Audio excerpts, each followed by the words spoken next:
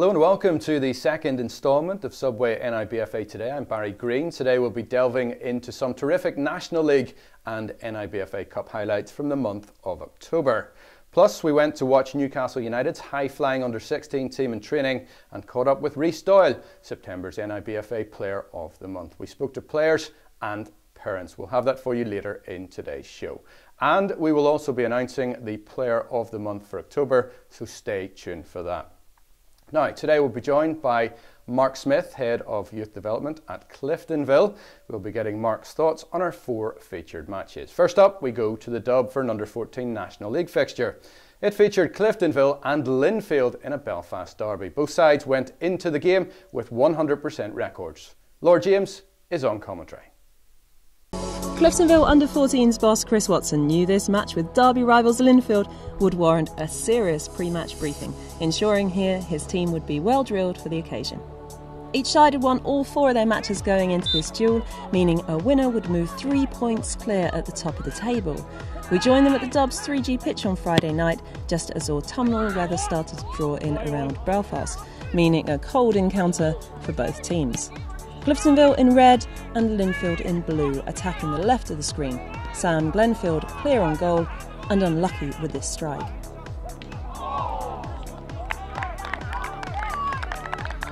Linfield dominated the early stages. This attack created from deep inside their own half down the right-hand side and commanding the tempo. Dylan Rhodes did well to keep control under pressure before releasing a curled effort from a tight angle.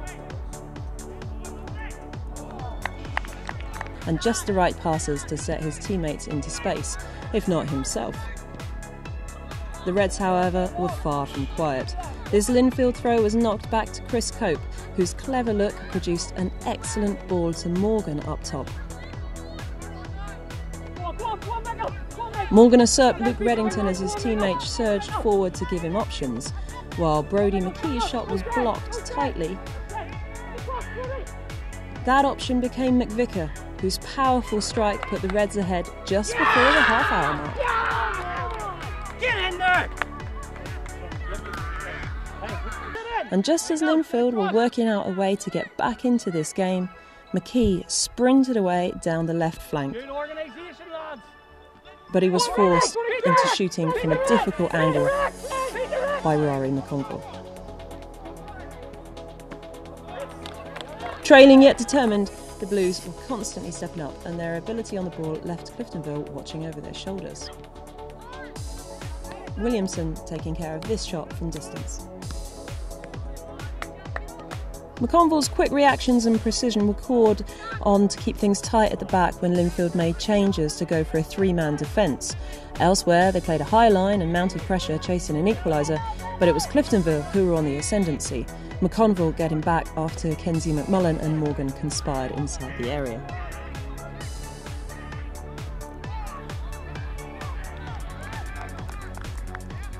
Ryan Brown's long kick-out tested Stephen Bradley's pace up top, but he did brilliantly to fend off 4 red shirts while dribbling at speed, and was unlucky with a shot just wide of the far post. Cliftonville's throw-in close to the area was eventually handled, resulting in a free kick from a promising position, but this nicely dispatched set piece was absolutely no trouble for Brown. Berry's great vision was on show again, as well as solid combination play. Freeing himself up on the right-hand side, he worked to deliver a really good low cross into the box before a Linfield teammate pounced, but he scuffed a shot wide.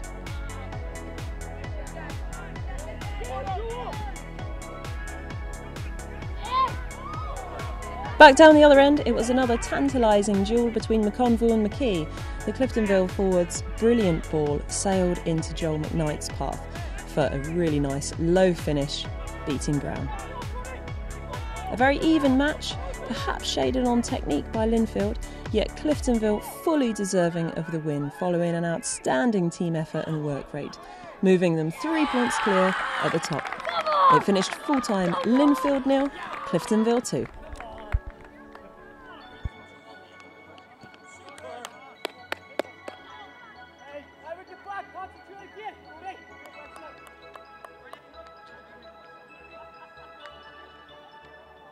Well, I'm delighted to say I've been joined by Cliftonville Head of Youth Development, Mark Smith. Mark, thanks for joining us today. Pleasure to be here. Having played for the Reds, you're now overseeing the young players at Cliftonville. Give us a sense of what that role involves. I think my role is basically to implement my own vision and philosophy and the club's vision and philosophy from basically under 18s right down to under 5s. And that's to create a pathway to first team. And as young as 5, 6, 7, 8, we're already thinking of that pathway, what's best for player development. And ultimately, we're succeeding at the minute. If you just look at some of the players that we've brought through, that have went across the water, more importantly, that have played in the first team. Yeah, and you know, to give us much more of a sense of that, I heard very recently, a couple of weeks ago, there was a young 14-year-old not only played in the reserves, scored for the reserves at Cliftonville. Connor Scannell. Connor, I took the under 18s job this year. Basically just because, again, I think it helps the pathway. Because I'm the head of development, if I'm in that role, I can work liaise with the first team manager, the under 20 managers, Dale O'Hara, who are excellent. So took that job. Connor's been a standout in the under 15s. So I looked at him, brought him into training. His enthusiasm and his attitude was second to none. He deserved to start. He started the first game and he's just thrived. He's been excellent every game for us. Scored for us a couple. Got the call up to the under 20s, which is now reserve team football. Last week, came on at half time and scored midweek. And the thing is, he's not just scoring goals. He's not out of his depth in terms of physicality, in terms of pace. So he's got all them different facets to his game. It's quite refreshing to see, actually. And from what you're saying, you know, if you're good enough, you're old enough. But in terms of protecting those players, you go away to some kind of robust challenges. How do you go about doing that? From a personal point of view, I speak about our vision and philosophy a lot. And you have to be very sure and very clear on what you're doing. I would only play a player if I thought he was physically ready. So a young player, yes, he might be good enough, but is he physically ready? Can he compete at that level? Yeah. And if you're ready, in a tactical point of view and a technical point of view, if you're physically ready, then put them in. Excellent. Well, staying with the under-14s and, you know, turning to the game that we've just seen, Cliftonville's under-14s beat Linfield in that game by 2-0, but they were made to fight all the way by a Blues side who had a lot of possession and had quite a few chances as well. It's an excellent Linfield team, but it's also an excellent Cliftonville team. And I think we spoke before and we said that these two teams will be competing for silverware. That doesn't dictate what we're all about as a club. I said to you, it's about player development, but the silverware will dictate who's the good players, who's the good coaches, who's the good teams. We knew beforehand that Linfield were an excellent side, so there was a lot of work, a lot of preparation into that game. Yeah. We had Linfield watched, the managers prepped them before the game, and we done a PowerPoint. We also had coaches from a different team analysing the Linfield team during the game, and that information was fed back to the coaches at half time. And if you actually look at the second goal, that was part of what was spoke about at half time, to hit them on the counter attack, and that's where you get the winner. It's crazy to think the level of detail in the homework that goes into the game. Let's talk about the 2 goals. A great finish by Pádraig McVicker for the opener. Pádraig's, again, Pádraig, if you look at the size of him compared to the 2 strikers when he's celebrating. Yeah. But technically, one of the best players at the football club. And you know something, he's got that wee attitude and that wee bite that he can compete physically as well because he's able to find pockets. He's an intelligent footballer.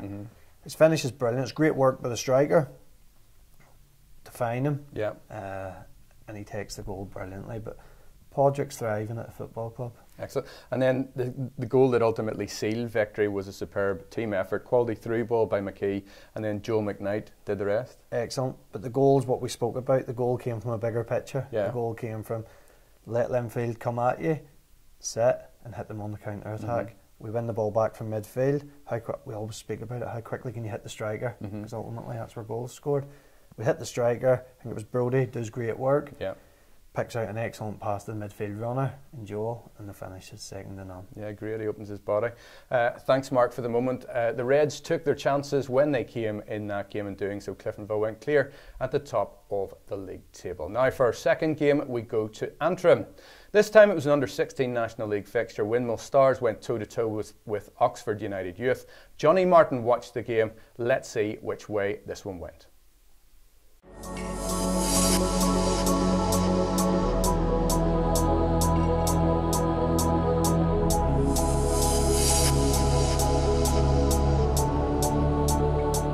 Oxford United and Windmill Stars under-16s met at Allen Park in Antrim in torrential playing conditions. Oxford United kicking off in the blue and black, and Windmill playing in the orange and black.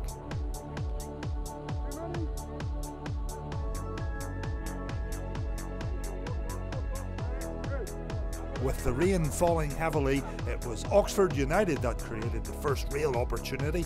This long ball from keeper JP Shields was flicked on and created a fantastic opportunity for Oisin Horgan, but he fired straight at the keeper.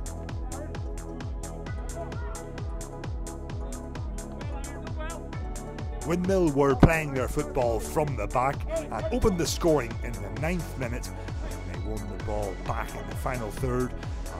Chance fell for Alex Hughes, who gave Windmill the lead in style when his pinpoint shot clipped the underside of the crossbar to give the Armagh side the lead.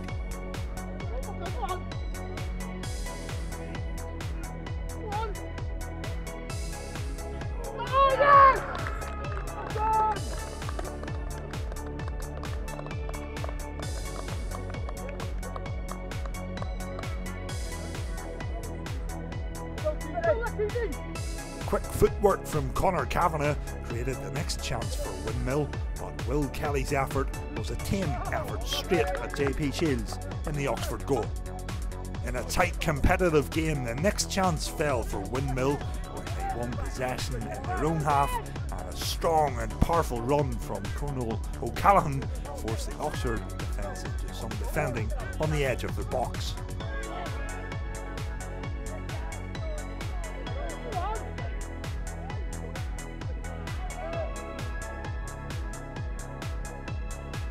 The County Armagh side kept the pressure on before the interval, and the lively Conor Kavanagh tried his luck from distance and couldn't keep his effort down on this occasion.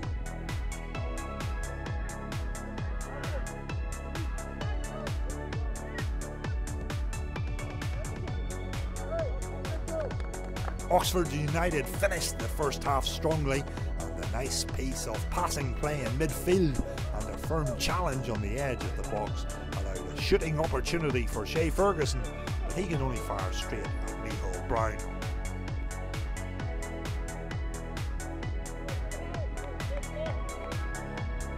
Into the second half now, and Oxford United were pushing for the equaliser. They were keeping the ball well in midfield. A cross from the left side found the head of Owen Collins, but he could only head wide of the left post.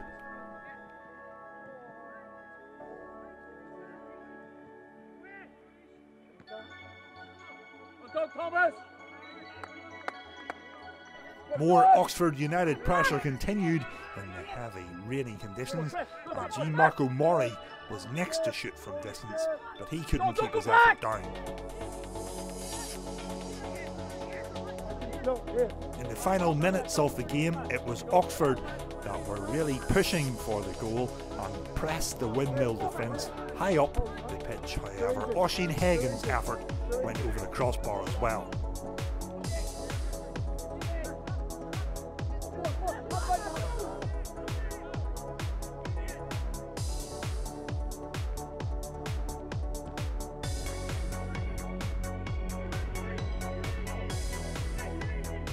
Conor Horgan's pinpoint cross found a teammate at the back post as Oxford continued to look for the leveller, but the header was straight at the Windmill goalkeeper. With virtually the last kick of the game, Windmill Stars almost doubled the lead when Niko Likovic's strike from the edge of the area just sailed over the crossbar. At full time it finished Windmill Stars 1, So Mark, the only goal of that match was an extremely well-worked team goal from Windmill. Goal scorer Alex Hughes, when he hit it, he actually thought that he'd missed it initially, didn't he? He did. He put the hands in the head and then he realised it took a dip and went in. But just beforehand, it was great football. And it's refreshing to see. And it shows you they're doing great work at them football clubs, because we spoke about it, where the goalkeeper's got it, they've tried to play the right way, they've dropped off, they've took the ball, they've played under pressure, they've played through the thirds. The centre half's done brilliant, he's recovered, he's done excellent to get there. His decision making's really poor, his options are really poor. He gives the ball away and they go on. It's a great finish. Yeah, I mean, he looks like a bit of a baller, the guy at the back. Wearing number 11, I'm not too sure whether I go with that, but nowadays anything's possible. But in terms of trying to play the ball out, he's certainly going about it the right way. Listen, he shows a good turn of pace. He reads the game really well, what you want in any defender. He gets there, he does his job. For me, the left back probably needs to switch on when he wins it back and go into an offensive role and give him an option going forward, which he doesn't. That limits the defender's options. He then should maybe just clear his lines, reset. But he makes the wrong decision, but he'll learn from it. Yeah, it is a good learning point. For Oxford United, they huffed and they puffed, but ultimately couldn't find a way past the Windmill Stars defence. No, and again, the Windmill team was very well organised and they were hard to break down. Early on in the game, and we spoke about the different facets, different ways to play. It's great, both teams tried to play, but at one stage the goalkeeper just goes long. There's a flick on from the centre forward, the other centre forward picks it up, the old fashioned way of playing. Wimbledon style, really. But listen, there's certain games where that's needed, and it's that intelligence of players to realise, yes, we've kept it, we've played through the thirds, but now they're pressing us. Let's just go and hit the strikers and play through them. So that was good to see the different styles. Yeah. Such a good game and a great goal to win it. Thanks, Mark, for the moment. Just before our half-time team talk, here's a word from our sponsors, Subway.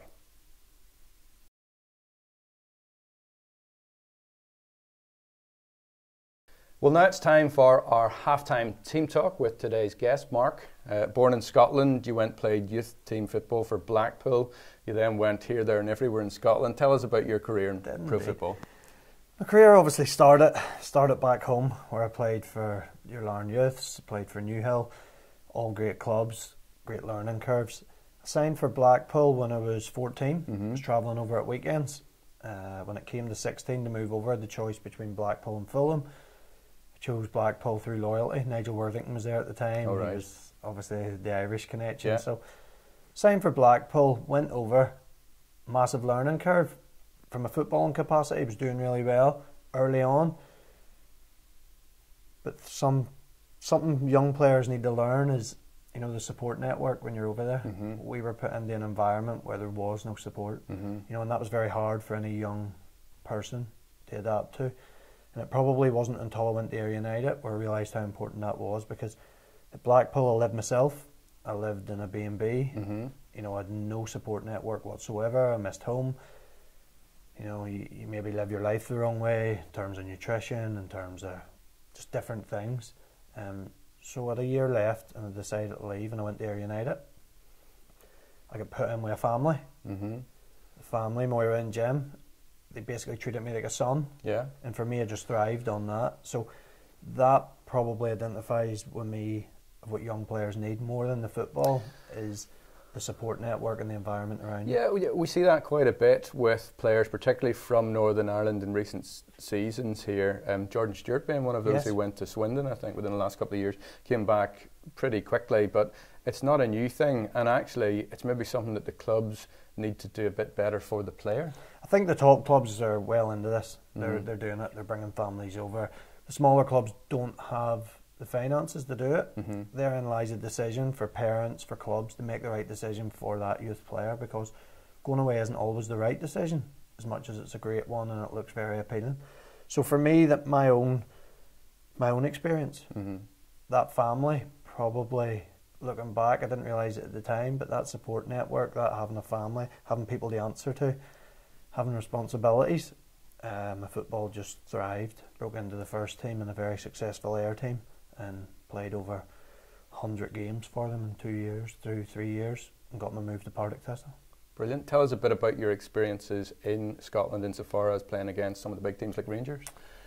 Ayr United, again we spoke about this off air. Ayr United, we played Rangers in the Scottish Cup. The first year I was at Ayr, we got the Scottish Cup semi-final v Celtic, got the final v Rangers. I just missed out in the squad. The next year we played Rangers at Somerset Park. Going through the Rangers team, I looked at my dad's the other day, the scrapbook, and you had Amaruso, Newman, Ronald de Boer, Mikel Arteta, Claudio Caniggia, Michael Moles, Barry Ferguson. Brilliant. Still got some of the shirts. At the time, didn't mean much to me. Yeah. You just wanted to go up against them and beat them in a football game. But looking back, that standard of player, played against Stilian Petrov at Celtic, playing against that standard of player and realising the levels of football, was very, very good. Bit of an eye-opener. Then you came back home to Cliftonville and you had the opportunity to play over 2 legs against Celtic. Tell us about that. It was probably a dream come true, and it was quite ironic, the fact that I'd played in Scotland for 14 years and I had never played against Celtic competitively. I played them behind closed doors, but never competitively. So to draw them in the Champions League, the experience of the Champions League in itself, that's something we'll look back on when I'm older. When I played, I don't think of them things. I just want to win football games. I don't really care about the trophies, and I just want to win and be the best version of myself. But it'd be something I can look back on, and the experience at Parkhead was second to none. Unreal. What advice would you have for any young boy or girl trying to make it in the game nowadays? I think attitude's key. Attitude's everything. Listening to your coaches and taking on good habits as early as possible. With your diet, nutrition, with your strength and conditioning, with your coaching. Contact hours as well in this country, we're very limited. In Scotland, England, our level, there's kids getting 10 to 30 hours a week. Sometimes we've got them for 2 and 3 hours a week, even at first team level. So go and do as much as you can away from here. But also when you're asked to do stuff, do it right. Get your nutrition sorted quickly. Get your strength and conditioning sorted quickly. Because if not, you'll fail. And I think parents have a responsibility to also build resilience in young players. Because when you go away, you'll need that resilience. And if you don't have it, I see a lot of kids coming home too soon because they haven't built resilience at a younger age. And when you go, you'll need it. Lots of very good points there. Have you got a pet hate in football that you don't like to see nowadays? I don't like to see people berate kids during games, before games and after games. You see them. People who are not football people, taking kids aside and telling them how they played and what way they should play, even from a younger age. That's not your job. Your job's to be there for your child. Your job's to support your kid in any way you can and let the coaches do the coaching. And do you know something? That'll go a long way. And those players that allow, and parents and those groups that allow that to happen, them kids thrive. But kids won't thrive on being berated by people who, no disrespect, aren't professionals at their job. Thanks very much, Mark, for now. Recently we took our cameras up to the foot of the Mournes to watch Dermot Murray's Newcastle side in training. They were under the lights on the 3G surface. We caught up with some of the players and the parents on the night. Let's take a look.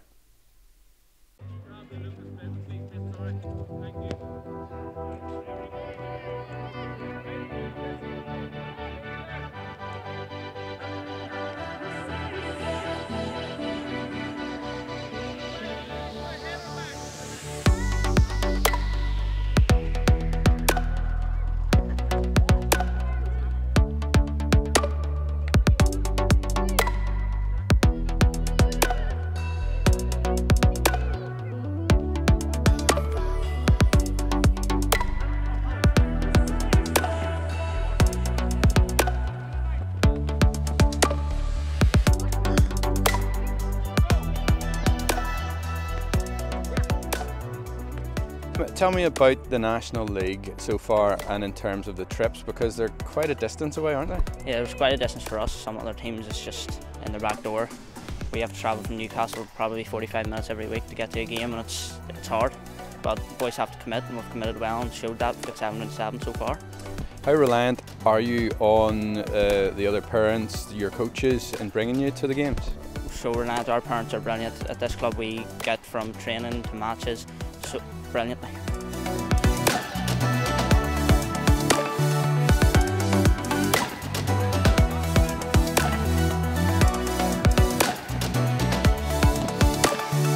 Tell me, there must be a lot of pressure then on your young lad and the other young lads as well, given the other commitments that they have in their lives. Yes, but look, they've played football for a long time, and most of these boys have been together, age maybe 7, 8, and they have a passion for it and they thrive for it. And they actually had no match last Saturday. It was a lot of them were texting saying, "Can't cope with this, you know, no game Saturday. What do I do?" So you know, that's their love for it, and shows by texting, and you know, they want to play. They want to play every week. They want to train. So they make it easy. They make it easy as a parent and as a coach, just because they want to do it. So.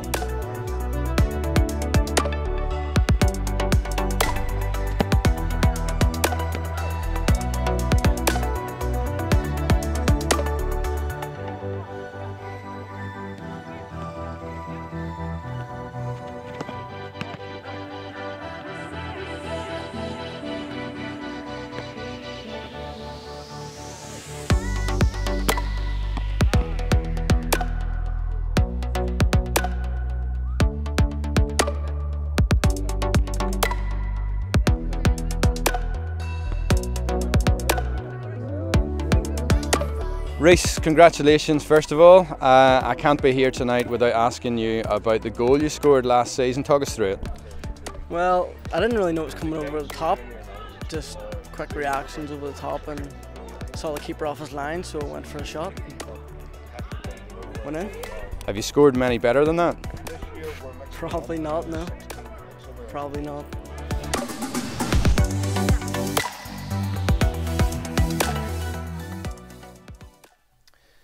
Well, I'd like to thank the coaches and players from Newcastle for making us so welcome on the night. Thanks for having us, and good luck for the games ahead this season. Now it's time for our final two matches. 2 weeks ago, it was Coleraine Academy's under-15s who travelled to Ballymacash to play Hillsborough boys from the Lisburn League in the NIBFA Cup. Johnny Martin is on commentary.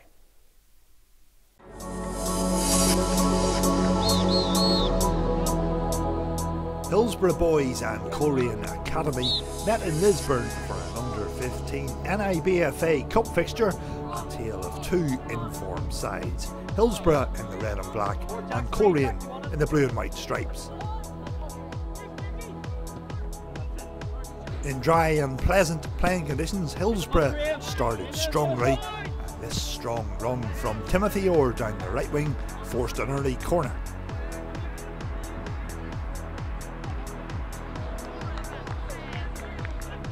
This quickly taken free kick allowed the next opportunity for Hillsborough. However, they had to be patient in possession and wait for an opportunity to cross. The cross chance fell to captain Carter Waring, but his cross just couldn't find a teammate at the back post. With 12 minutes on the clock into the second half, it was Carter Waring that was next to shoot. This looping effort just dropped over the crossbar as we still awaited the opening goal. The Hillsborough captain was having a fine game, and yet again Carter Waring tried his luck from distance. However, this shot didn't trouble Alex Henderson in the Coleraine goal. Patrick Kelly had a free kick for Coleraine which rebounded for him. However, he sliced his effort, and Simon Prabutski was alert and came off his goal line to collect the ball. Down at the other end, and again it was Carter Waring that was really threatening for Hillsborough as he picked up possession and drove at the Coleraine defence, winning a corner. With the full-time whistle not too far off, Coleraine keeper Alex Henderson collected a Hillsborough free kick and played the ball out perfectly for Rafferty Mackay, whose long ball ended up at the hands of the home goalkeeper.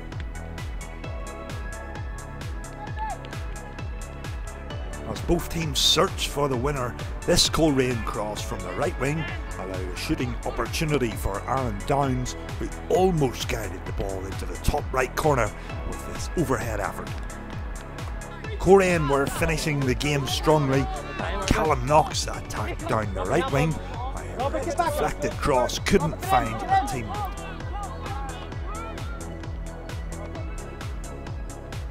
The Bandsiders played a long ball forward and the ball sat up perfectly for Patrick Kelly, but he couldn't keep his half volley down from the edge of the area. With the game heading to extra time and potentially penalties, Coleraine won the game right at the death when Jack McClure's cross from the right wing ended up in the bottom corner. At full time it finished Hillsborough Boys 0, Coleraine Academy 1.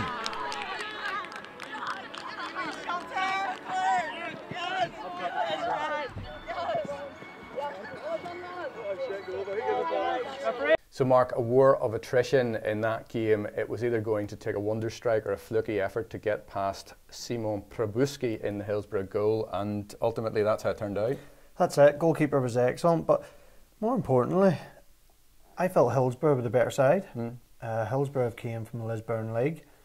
You would expect the Irish League club to have dominated the game, and that wasn't the case. So that's a testament to Hillsborough. It's also a testament to Michael Galt, and you can probably see his influence. People like that are invaluable to the development of these players. Although he wasn't my best friend when we played. Look, he's a good guy and he's obviously doing a really good coaching job. I thought the young kid Timothy Orr, number 9, really stood out for Hillsborough. I mean, he showed pace, he showed balance. There was a couple of instances where he showed intelligence in his layoff, his link-up play. So he looked an excellent player. He's somebody for the future, and they were really unlucky at the end. They were very unlucky.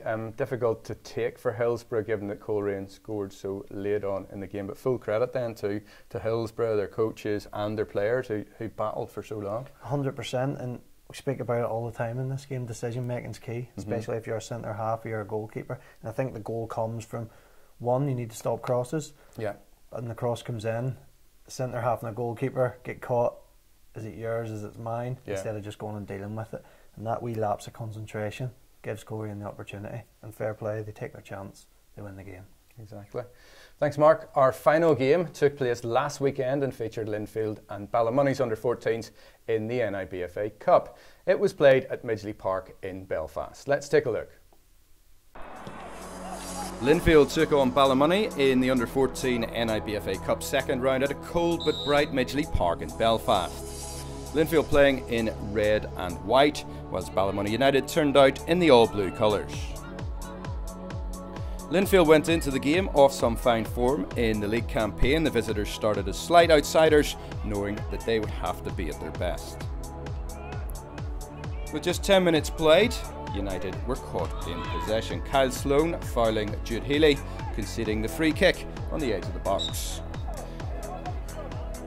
Step up Linfield's left back, William Francie, to smash home the ball into the top corner, giving the hosts the lead with this classy effort.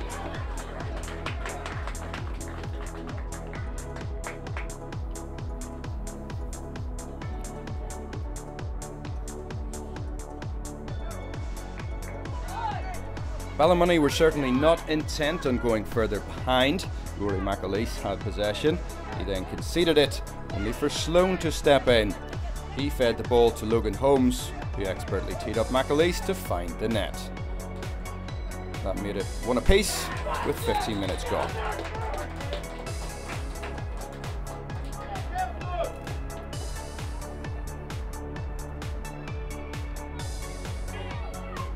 United's reply shook Linfield into action. By now, the Belfast side were intent on playing possession football, and it was to pay off in superb style. Jack Berry became the game's most influential player, scoring 3 goals in total. His first was from all of 25 yards, picking up possession and giving Oran Donnelly no chance in Ballymoney's goal.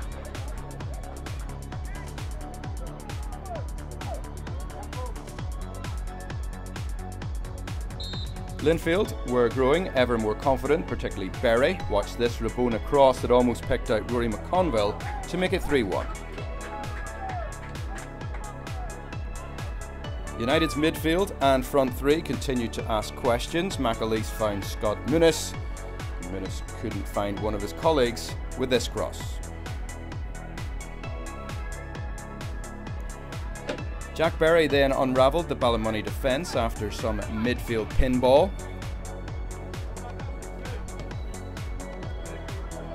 United keeper Donnelly cleared the ball up towards halfway. Linfield were quickest to react to the second ball, and Jack Berry weaved his way past McMullen and Ram McNichol and finished with aplomb.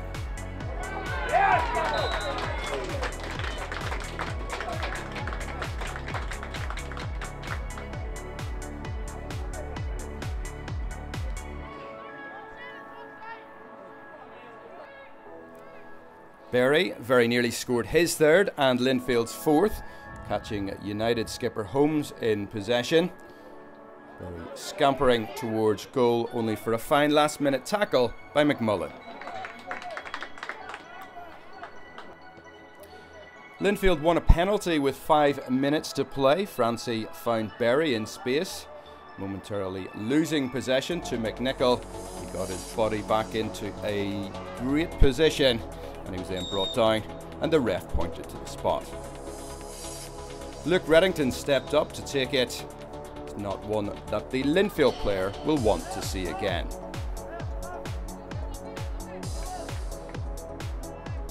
Jack Berry, however, was not to be denied, and when United's McMullen had his pass intercepted by Francie, Berry hit the target once more for his hat-trick. Quite the performance from the Linfield player.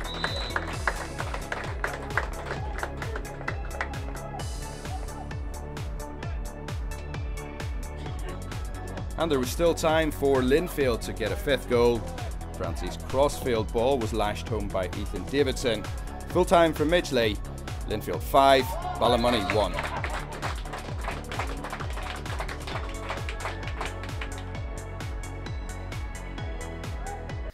Well, Mark, I was at that game and it was tough on Ballymoney, who actually competed for 2/3 of the match. You can just see Linfield's quality. We spoke about it earlier, about that Linfield 05 team. They've quality right throughout the side. They've quality sitting on the bench, they've quality on the pitch. And ultimately, them quality players come to fruition. And you see it within the game. You see the young kid, Jack Berry. He was just a standout. He expressed himself in different ways that only... I mean, what a performance. I was there. He scored 3. He was shooting on side at times. He won a penalty, which he actually didn't take, and then Field missed. But the biggest kind of wake-up call for me was the chance that he called for the ball out on the left-hand side, and he wrapped his foot around Rabona style for the cross, and the striker should have scored. Even before he does that, he's on the front foot. He's alive all the time. You know, he sees pictures that all our players don't. He gets himself into a position for the quick free kick. He gets it, and to express himself in that way shows the confidence he has as a footballer, which might have helped the fact he's scored 3 beforehand. You know, but what a player, and a big future if his attitude's right and he keeps learning. Yeah, really good. We spotted him last season, I think, certainly when he was with Glentoran. Looks a real player. What if you're the Ballymoney coach? You've got to not be too despondent, even though the score says 5-1, but it wasn't really a 5-1 game. No, and he's probably proud of his team, but ultimately football's all about levels, and I think he would have knew going into the game that would have been their cup final, and he would have understood that Linfield are probably just at this time and moment a level above Ballymoney. For him to compete in the game, he can probably take a lot of positives and he'll go away, work on the negatives and make the kids better players and the team a better team. Thanks, Mark. Linfield now progress into round 3 of the Under-14 NIBFA Cup. Now this season we have a Player of the Month award named on each show. This month, from a short list of 3, the panel not surprisingly chose Linfield midfielder Jack Berry as the Subway NIBFA Player of the Month for October. Linfield and Jack have been in terrific form to date this season, and an NIBFA representative will be in touch shortly to present you with your award. So well done again to Jack. Well, that's it from us for this month's show. Thanks, Mark, for joining us today on NIBFA Today. Hope you enjoyed yourself. I did indeed, thank you. Thank you very much. Thanks also to you for tuning in. We'll see you again next month with another studio guest poised to add their expertise. Please do share our programme on social media and help us spread the success of youth football here in Northern Ireland. And finally, you can drop us a message on Facebook or Twitter via the NIBFA or Exporte pages. Join us again next month. See you then.